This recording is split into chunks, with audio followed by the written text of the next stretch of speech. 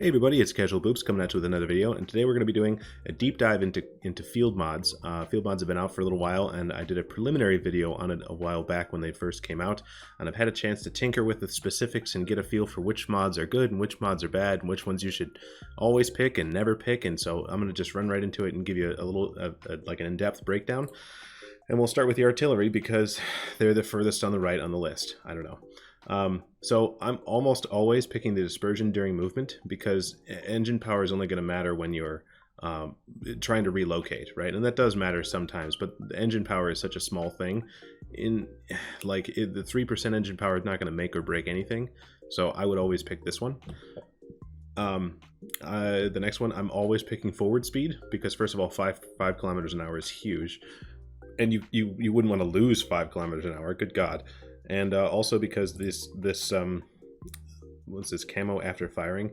This is not a flat 7%. It's not like plus 7%. It's 7% of the base camo rating, right? So you can see here, this was at 0.6 and now it's at 0.64. Those are basically the same thing. Going from 0.36 to 0.39, you're still going to get spotted there. So like this is basically garbage all the time. Never ever take this. Yeah. So the next one here, this one is going to depend whether you have less hull dispersion, or sorry, less dispersion on hull traverse or during gun traverse. And this is the big thing here is depending on which artillery or line you're using. If it has a very wide gun arc and you're not moving the hull so much, then I think you probably want better gun traverse dispersion. If it's something with a very narrow gun arc, like most of the Soviet artillery, like the 261, you're probably going to want this one because you're moving the hull more often. The next one, I'm probably always going to pick the aiming circle size because it doesn't really matter if you reload an extra couple seconds faster if you're missing all your shots. It's more important to hit the shots than it is to reload a little bit faster. And then the last one here, the weight reduction, I'm always using weight reduction because the vehicle hit points and all that stuff, this doesn't matter for an artillery. If you're relying on your hit points to keep you alive, the game is already over, you're already dead. So never do this, always do this. Okay, next we're going to move to just going to try to move this fast, and we'll start with the tank destroyers, and we'll start with the support tank destroyers, and I'll just zip through these. Reinforced suspension is the one that you always take, always, if it's available, no matter what. Always do this because this ends up, it's supposed to give you lower hull traverse, but it actually gives you higher hull traverse because the better ground resistances end up giving you better. It's just better all the time, strictly better. This one, you're going to see this this is the case for a lot of these where it says aiming speed versus aiming circle size. Aiming circle size is critical. You can't like, I can wait long enough to offset the extra aiming time, which is not very significant, by the way. I can wait long enough to make that go away, but your final accuracy, no matter how long you're waiting, does not, like, you can't get that better. So I'm always taking aiming speed, or always taking aiming circle size, and the aiming circle size also has an effect on how tight the aiming reticle is all the time. So by getting a smaller aiming circle size, you're going to have a smaller reticle all the time, just because of how the mechanics in this game work. So this one is almost always going to be better. Take that one. This is the same as before. We mentioned the 6% after firing. Like if this was like a flat 6%, like you start with 3.2 over here, and you end up with like 9.2 or something like that, then this would maybe be a discussion. But since it isn't, this is garbage all the time. So you're always picking the right angle telescope. Aiming speed, so this one is going to debate. I'm going to debate between, like, okay, the aiming circle size after firing is probably the most important thing here. So if this is an autoloader that has a short intra-clip reload, where you're shooting quickly in succession, then I think this is the most important thing because it's going to help you to get on target as quickly as possible. If that's not the case, then you probably want this one because it doesn't matter if you're, if you have a 183 and your next shot is in 20 seconds, it doesn't matter how high the bloom is after you shoot, you've already shot. And then let's see here, I'm Gosh, this one's a little bit debatable because reverse speed. This one depends on the tank, because some of the tanks that have very, very low reverse speed, like the shit barn, you really need to have it be as good as it possibly can be, so you can shoot and then move backward behind cover. So in that case, I would pick this. But for other tanks that have fine reverse speed, like that, like a 1/8, I'm sorry, like a well, let's see here. Let's give me an option, like a Foch 155 or a Foch B. In that case, I think maybe I would go for hit points, because you might need to be a little bit closer to the action to get your shell, get your gun where it needs to be. This one's debatable, but I'm definitely, I will say that the reverse speed is the most underrated stat in this game, possibly, and you don't realize how bad you want reverse speed until you don't have it anymore. So this one's probably going to be the one that I would take most of the time. Okay, going next to the sniper tank destroyers. Reinforced suspension again, once again, all the time, always. Always take the aiming circle size thing again, like I mentioned. The ejector tuning is always garbage. This is getting easy now. Same thing here. I'm taking like aiming circle size all the time, because again, it's the same thing with the artillery. It doesn't matter how fast you're shooting if you're missing all your shots. Gosh, engine power versus aiming speed. Neither one of these is all that great. I think I'd probably take... This one's going to depend on the tank. Like a Striv has no aiming speed anyway, so you can just make that higher all you want, and it doesn't matter. So I guess I would go with the engine power. But yeah, that one's debatable. Moving on to the next here, just a 268. Reinforced suspension always. Parallax suspension or parallax adjustment always. Ejector tuning is always garbage. This one's going to depend, because this 5% to concealment is different than the other one, right? So let me just... Concealment. So this one does actually more than I was expecting, but still not very great. I mean, so you're going from... It's 5% on your stationary and moving when you're not shooting, but then your shooting stuff only goes up by 5% of your actual... 5% of your base. So like you're adding... straight flat 5%, which is a big deal, and I think it depends on your loadout. Like I have mine with a turbo that's meant to be a little closer and so on, so this one's debatable. But again, the most important thing, what I wanted to mention here, is that the concealment values are not the same, and or they're not behaving the same. Like this one only gives you that only on the after shooting number, and this one gives you 5%, which does apparently work the same way. This is very strange. It doesn't work. It gives you 5% of the base on this, but on the non-shooting portions, it gives you a flat 5%, which is massive. Like going from 35% to 40% on stationary, it means you're kind of a ninja. And I hit for 750, right? So that's important.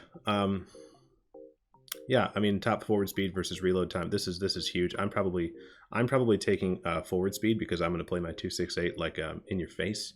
But that one's debatable, because this one's like forward speed is such a very... You'll notice this.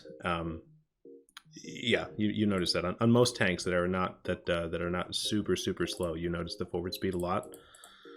Moving to the next one here, the E3s. Once again, reinforced suspension. I did this wrong. This is wrong. This is what I did this before I figured out which one was the correct one. So we're gonna blow that up, and this is the correct one. Yeah, ejector tuning always garbage. Passive safety system. I'm probably always taking more hit points on these brawling in your face things, because I can't have like 2% hit points. Doesn't sound like a lot, but it really is a lot. And yeah, again, the reverse speed versus basically not getting tracked. This one again is debatable depending on the tank and how you play it, because I don't want to lose 2 reverse. Like I would probably just not pick either one, and that's also an option too, by the way. Like I don't want to lose 2 reverse speed for something like an E3, but I also don't want to I also don't want to make my suspension repair speed even slower. So excuse me. In this case, I'd probably pick neither one of them, or more reverse speed. Yeah. Yep. Okay. But the most important thing I wanted to go over with this is that some of these are just straight up a bad choice, And so some of them are debatable, right? And that's something that's gonna you'll have to think about it as you play the tanks. But some of them are not debatable and they're just garbage. So in this case, again, for the support heavy tanks, we're in the heavy tanks now. Also, suspension always a good idea, always the best idea actually. And then of course your aiming circle. I'm probably going view range just because stun duration. I don't care. Like if it happens, it happens. It doesn't matter. This one again is going to depend on the tank and how you play it. Reverse speed is again, is critical if you need to poke out and poke back. Like if I've got a T57, you can't lose 3 reverse speed. Like it's already only got 12, and so getting it down to 9 means that thing is crippled. So I'm probably never picking this one, but I may pick either this, you know, like I maybe pick the focus on mobility or nothing at all, which is kind of disappointing. You know, on a chance from, or what I mean to say is it's disappointing from a balance standpoint. Like the fact that this is just, reverse speed is critical, you know. And then between the heavyweight gun and the lightweight gun, I'm probably always picking the heavyweight gun because hit points are huge. And then also aiming circle after firing. Every single one of these support tanks is a clip. Yeah, has a clip in it. So except for LOL 215B, which we don't talk about. So when you have a clip, the most important thing is shooting and then shooting again and so on. And so keeping that aiming circle tight is huge. So this is probably the one I'm picking all the time. Moving to the next, we have the support heavy tanks. All-terrain suspension, always the best. Aim lapping, always, I'm sorry, no, never, they flip these around, I swear. Aiming circle is the one you want, always. I'm taking view range every time. I'm probably taking forward speed because 4 is so much, and you notice that every single one of these tanks, you notice it, except yeah, every single one of these you will definitely notice the forward speed. And there's some exceptions I'll talk about later, but like you just want to look at this and think about it. If your tank is fast, this is going to help a lot. If it's not fat, like yeah, I'm probably always taking this for these breakthrough heavy tanks. And I'm probably always taking the vehicle hit points because 2% hit points, like the dispersion thing, 4% is really not that big a deal. Like that's not even a quarter of what a vertical stabilizer does for you. So this is not ever worth, in my opinion. I'm taking this one, vehicle hit points all the time. Okay, moving to the next one. I'm trying to be fast so I don't spend a bunch of your guys' time. Once again, all-terrain suspension, always. Yeah, don't want that. We want parallax adjustment always. Periscopic drive always. Some of these are sounding very similar, aren't they? I'm probably taking, on these ones, I'm probably taking reverse speed just because the gun traverse speed is not that big a deal. Like this, you know, what this means is going to make it harder for you to get, or easier for a tank to circle you a little bit because it'll be a little bit harder to get your gun on target, but you can also reverse faster. So I'm still taking this. I'm taking this one every time because the gun traverse thing you can work around, but losing reverse speed you can't work around. And this one is kind of debatable. Yeah, I think I'm probably taking this one, the reinforced hull, because you know HE spam isn't that big of a deal anymore as much. But artillery, this helps a lot with artillery. So I'm gonna probably do this one. And again, the dispersion you can work around. It just makes it, you know, makes the gun a little derpier, but it's, you know, not that much. So okay, moving to the next. And once again, I'm also open to the fact that it's possible that I'm not correct with every one of these. So if you guys have thoughts or opinions you want to talk about it, we can test. I can get on a sheriff account and test if you want, and we can see what the right thing is. But these are my impressions having played through a bunch of these. On the assault heavy tanks, I'm taking you know, obviously all-terrain suspension and parallax adjustment again as always, periscopic drive as always. This one's a weird one. The IS-4 specifically is odd because it is so freaking slow, but and it's slow because it has low engine power. So if you look in Tanks GG, it doesn't actually, giving yourself more top speed doesn't actually help the IS-4 specifically because it's limited in other ways. But other tanks like, and I chose this one, the internal module durability is nice because you don't get ammo racked nearly as much. So that's probably what I would pick. But like, for example, a mouse is not the same situation. Like I picked my mouse to have more top speed so that I could actually get places. And it makes a big difference. Like you definitely notice that. So most of these tanks, like an E100, when I get there, I'm definitely going to pick the padding removal. So most tanks will probably want the padding removal, but it's worth looking in Tanks GG to see, because like I said, the IS4 and I think the ST1 as well are so like sluggish with their engine power that getting them additional top speed, it's kind of unique in that way, where getting them more top speed doesn't help them. So yeah. All right, moving to the next, just zipping through this. All right, so we got support mediums. I'm always taking the module durability increase because hull and gun traverse, you notice those things. 4% is not a lot, but like having an additional, like the worst dispersion on a damaged gun, and having a ammo rack penalty and damaged engine penalty, those are already bad. Making them worse, it just makes it as soon as you get ammo racked, your game is just over. So like I'm never picking light alloy mounting points. I'm never doing that. Like maybe if Wargaming were to make this like 10% or 15% to the traverse speed or something like that, then maybe like it would have to be really good, because this downside of picking this is substantial. So I'm just never doing this. I'm not, this is the same kind of thing as before. This is a little miniature vertical stabilizer versus aiming speed, or sorry, aiming circle size. I'm always picking the aiming circle size, because this is what is important. You can't fix this once you've messed it up. So aiming circle size is key.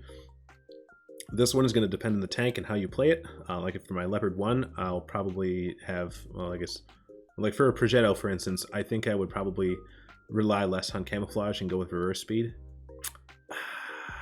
Yeah, I don't know. This one's debatable. This one's a hard one, and depends on how you play the tank and which tank you're talking about.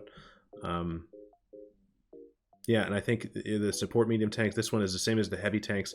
It depends. If this is a clip and you have a short intra-clip, then the 15% aiming circle size after firing, keeping the aiming reticle tighter after you shoot is critical, because then that means your second and third shot in your mag will hit more often. So this is probably what I would do. If it's not an autoloader, then it's definitely this one, right? And then last one for this is view range over top speed and engine power. If your crew is very good, I can afford to lose this view range and still have good view range, and I'll be doing this one. But if your crew is very bad, I would probably just pick neither one, because you don't want to lose the top speed and engine power. Like this is a poorly designed thing. You know, this is a like you would probably never pick this, I don't think.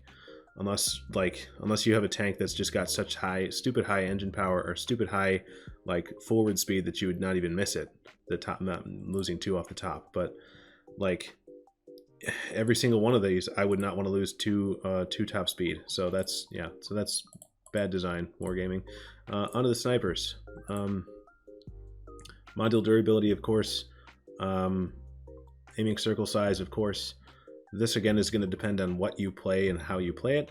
I will probably pick the okay, so the concealment in this case again is excuse me, let's get to this. Let's do some testing. So this goes from, yeah, so this is what I was suspecting. In this case, the 3%, it gives you 3% when you're not, flat 3% when you're not shooting, but then it's 3% of the base when you are shooting. So it still doesn't really help a whole lot after you shoot, but it does help a lot when you're doing sneaky things and getting in bushes and stuff. So for my Leopard 1, I'll probably do this, right? And also because the mobility on the Leopard 1 means that I've still got pretty good reverse speed. But like for instance on the K91, I noticed really a lot where when I lost the top speed, or when I lost the reverse speed on the K91, you know, you're shooting and you can't pull back, and all of a sudden you're taking 2 rounds when you would take none. So this one's debatable, and it depends on what you play and how you play it. Let's see here, which one is this? I'm probably always picking I mean, this one again is debatable, but like, you really can't overstate how important it is to get the gun to actually hit the shots. It doesn't matter how fast you're shooting if you miss every time. So I'm probably picking this one every time. And then I think I'm probably taking engine power here, because aiming speed is not a big deal. Like, and again, this will depend on what the tank is, but like, I just don't care. I don't care if it goes from point 0.49 to where is it? To 0.56. 0.49 to 0.46 is still really good. So I'm taking this one every time. All right, moving on. Okay. Versatile medium tanks. Once again, durability always. Improved sight always. This one is going to be like the versatile medium tanks traditionally are not, like, based on how they're classified. Looking at these, almost none of these are going to depend on camouflage.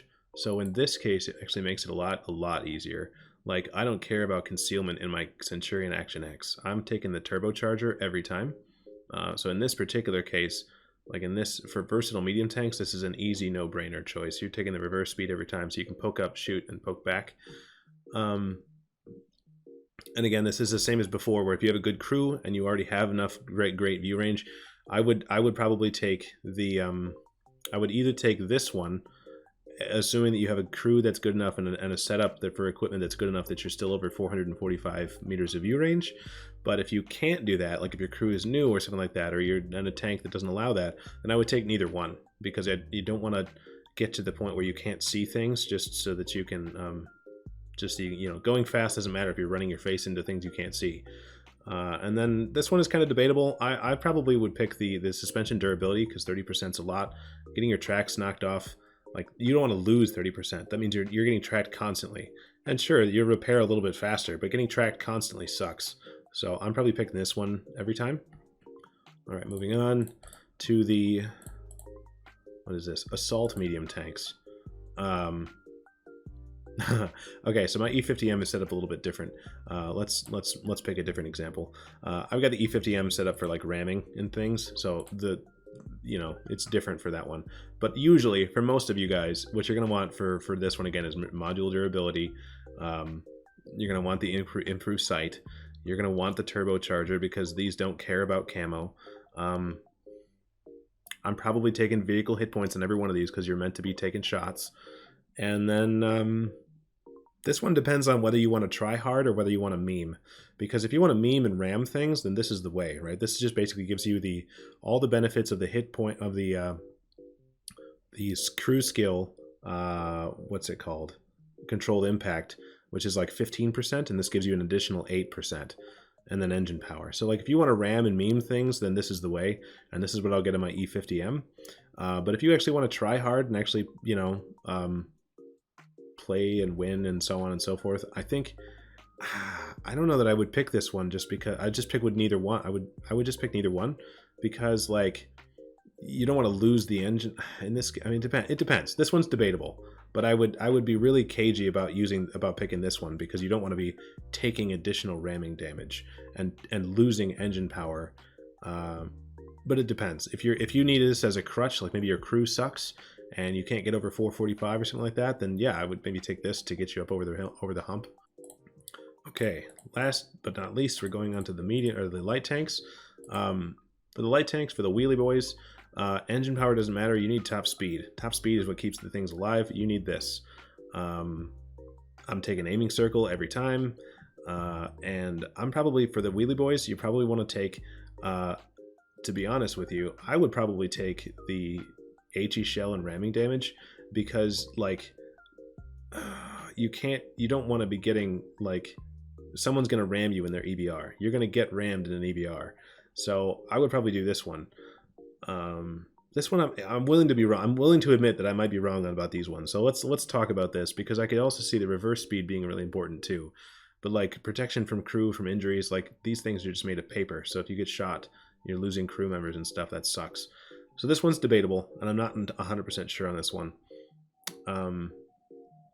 Now this one I definitely, this one you want to definitely have this one, the reinforced primary structure, because the reload time doesn't matter. It's all about, if you ram another EBR, you come out on top. If somebody rams you, you come out on top.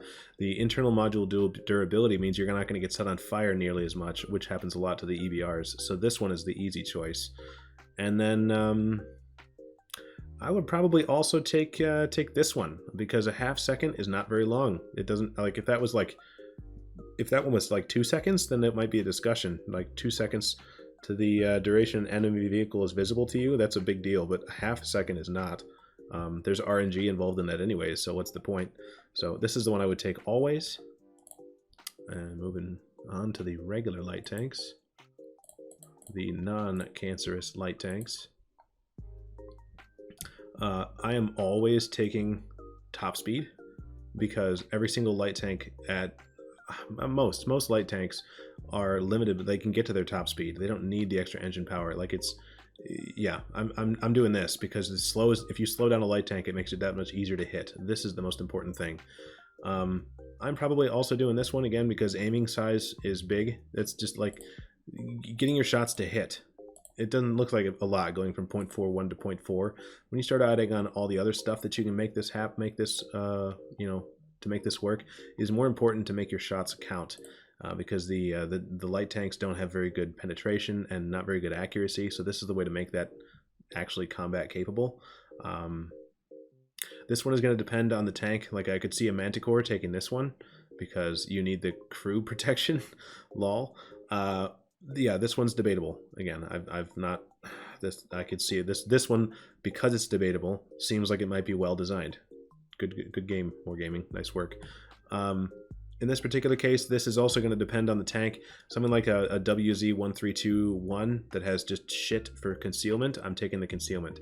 In fact, actually, I think for most of these, I'm taking the concealment because most of the light tanks, when you want concealment, you need to be playing like, you know, if you have two equipment loadouts, and when you're playing a match that requires that you have concealment, you need that, right? You need to be as good as you can possibly be. You need to be invisible in that inside that bush. So I think this is the most important thing.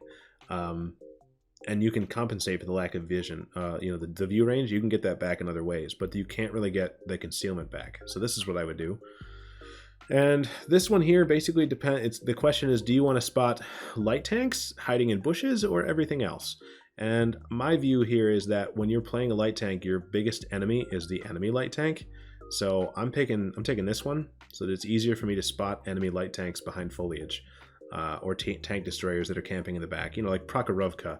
How do you spot the things camping in the back? This way. So this is the one I would take all the time. Concealment of moving vehicles is usually pretty low anyways, except for light tanks, but it's whatever. This is I think the easy choice. Let me see, did I cover it all? I think I covered it all. Yeah. Okay. That's all I've got, guys. There's been extensive testing here. I'm not 100% sure on all of this, but there's some of these that are easy choices. Some of these are noob traps, like the aiming speed thing. That's just ugh. But yeah, if you guys have any questions, or if you want to, you know, if you want to test something, like I said, I've got a sheriff account, and I'm down for science. I like to understand. I want to know the right answer. If you think I've got it wrong, let me know, and I'll you know, verify or make it right, or, you know, issue an addendum. So thanks, guys. We'll see you in the next one. All right.